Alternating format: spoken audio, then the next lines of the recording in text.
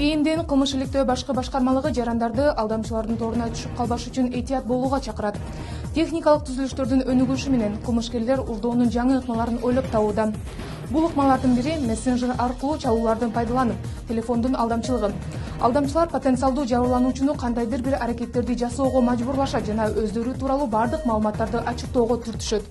Жакында эле пайда болгон алдамчылыктын жаңы түрү боюнча айта кетсек, белгисиз адамдар телефон чалып, аны менен видео байланышка чыгууну суранат. Алар ар кандай шылтоолор менен телефон чалып, сатыкка коюлган товарды көргүсү келип же таппай жаткандыгын айтышат. Бирок телефон чалып жаткандар экрандан көрүнбөйт жана анын себебин телефондогу өзгөртүүлөрдөн улам болуп жаткандыгын айтышат. Милицияга кайрылган кыз белгисиз адам мессенджерден видео чалуу аркылуу байланышка чыккандыгын айткан. Анан белгисиз адам адашып кеткендигин айтып, видео байланыш менен сүйлөшүүнү сунуштаган. Всем добрый день, дорогие друзья. Я хочу вам рассказать про новый вид мошенничества. Это произошло со мной вчера. Буквально за секунду меня сняли 28 тысяч сомов со деньги о кошелька, да? Поэтому хочу вам объяснить, как... Кыздын айтымында видео чалуу учурунда телефондогу уюлдук оператордун электрондук капчыгындагы 28 000 сомун чыгарып кеткен.